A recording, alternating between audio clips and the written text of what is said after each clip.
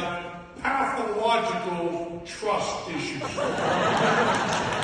And they're standing on stage. Now, some of these people could be stooges. Couldn't be easier, right? Couldn't be easier to have a stooge just raise their hand and I bring them up here. You'll also notice that there is a serious gender disparity.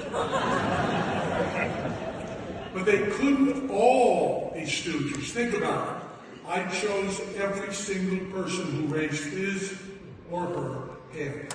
Every one of them. They can't all be stooges. Look at it. Look how they're moving. Look how they look around. Compare them to how David was on stage. How they look. How they act. Now you look like a pretty good judge of character. You're going to look at all these people. And in just a moment, you're going to tell me the one that you think is the least likely to be a stooge, the least likely. I don't want you to pick the young, they're probably okay, but try to stay away from the youngest children. We're going to ask them to do maybe a little bit too difficult, but I think they might be able to do it. So it's your judgment call. You got to read and you got to find numbers and do a lot of stuff like that. But I want you to give you one more piece of information. Watch carefully. Tell her has a Bible. Are you a stooge? No. Are you a stooge? No. Are you a stooge? No. Are you a stooge? No. Are you a stooge? No. Are you a stooge? No. Are you a stooge? No. Are you a stooge? No. Are you a stooge? I am not a stooge. Are you a stooge? No. Are you a stooge? No. Which one is the least likely to be a stooge? Least likely. Third one from the left, right here, with the impossible t-shirt. Take the Bible. Take the microphone. Stand behind that lectern. Now we're about to do the most dangerous trick ever done on stage. No magicians in history have ever dared do anything like this. We're about to attempt a magic trick while surrounded by every pain in the ass in the audience. These are the pains in the asses in the audience. I pretty much said, who's a pain in the ass? These people raise their hand. You get asked all the time, how do you pick people from the audience? How do you pick Maria? How do you pick Chelsea? All we're trying to do is avoid having these people on stage. Now we have all of them on stage. Joel, sit on that bench over there, please. If you squeeze in, you can probably all fit. If you can't, some of you can stand behind. Now we're going to pick a book of the Bible, a chapter of the Bible, and a verse of the Bible. We're going to start by picking a book of the Bible or the books of the Bible start. We're going to ask 3 people from on stage to throw darts. If I chose those 3 people, you would just think I chose the 3 stooges. Yuck, yuck, yuck. Maybe they'd be professional dart throwers. So I need you to point to someone in the row behind you to pick the dart throwers. Just point to anybody you want in the row behind you. Right there, the ears, yeah. Now, I want you to tell me which 3 people up here you want to see throw darts. And there are no constraints. You can pick any of the children. Whatever you want. 3 people. Tell me who. The kid with the glasses? Child with the glasses. Right there. Who else? Yeah, the girl standing in the back. Girl standing in the back. Right over here. Yeah. Who else? The Dunder Mifflin. The what? Dunder Mifflin trick. Oh, yeah, from, what's that from? That's from, the office, yeah. Right over here. You're going to throw darts right over here. Now, whichever book of the Bible you hit, we will go with. If you hit the center, you can choose whichever one you want. But we understand this. Once you throw a dart at the books of the Bible, you will eventually end up in hell.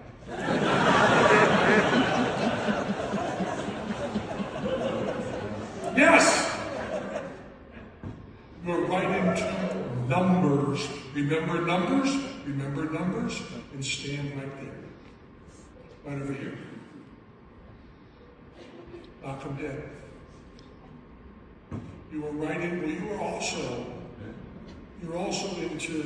you're right in the crack.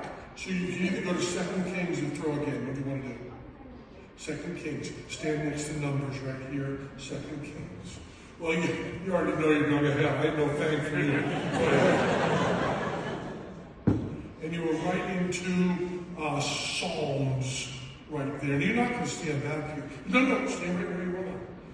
Face sideways. Stand right here, just like this. You got Psalms, didn't you? You got 2 Kings, didn't you? Right over here. Face it. This is Psalms. This is 2 Kings. And we're going to fight to the death. Rock, paper, scissors. Do you understand the game? I'm going to count. You will throw one forward. Do you understand that? Ready? And 1, 2, 3, shoot! What is that? What the hell is that? That's paper. Looks like octopus. But you both do paper. Is that right? Let's go again. 1, 2, 3, shoot! You go back, sit down. We have Psalms, Numbers. Come over here. Now, in this case, either way you lose.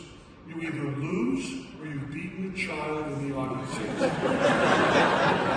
Ready? You understand? 2 Kings and Psalms. Ready? On 4.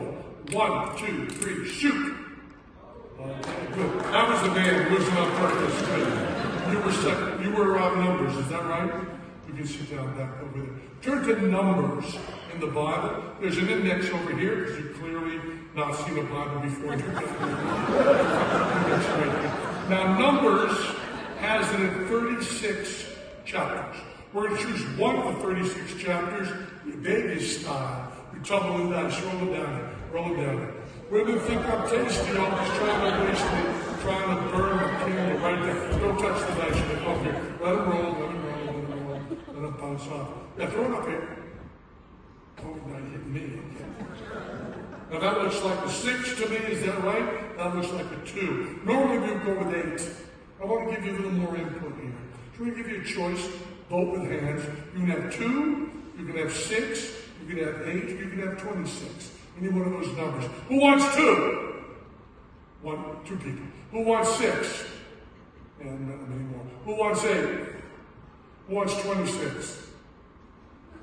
Look to me like 6, is that right? Yeah. Everybody agrees 6. Turn to Numbers chapter 6. I'm going to move you right here. Numbers chapter 6. When you get to chapter 6, tell me how many verses there are in chapter 6 of Numbers. There's 5. Chapter 6. How many? 8. Look them over. You're going to choose one of them in a moment. Well, how did we get here? This is important. Pay attention. First of all, we invited every pain in the ass of the audience to be on stage. We looked at it carefully. You, a judge of character, chose this person as the least likely to be a Scrooge.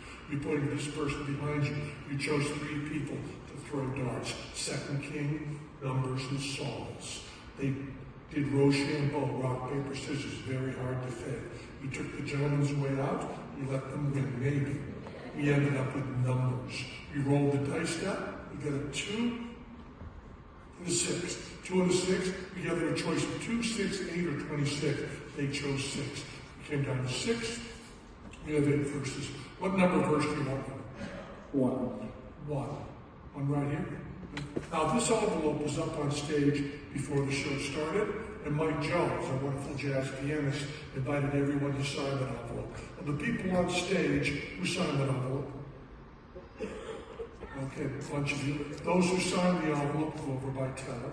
Those who did not sign the envelope, go back to your seats in the audience, and thank you very much. The envelope is right there. Find your signature. When you find your signature, hand it to someone else. Go back to your seat. When you find your signature, okay, yeah, hand it to someone else. Go back to your seat. Then. When you find, hand it to someone else. When you find your signature, hand it to someone else. And when you find your signature, did you reach in there, pull out the sealed envelope that's in there, hand that to the teller, and then take that. You can go back to your seat. Thank you so much. You can examine it on the way. You'll notice there's one large piece of paper in that sealed envelope. Numbers chapter 6, verse 1. Right? Let the wisest of men comfort the feeble-minded. Let the wisest of men comfort the feeble-minded. You don't need an exegesis on that, do we?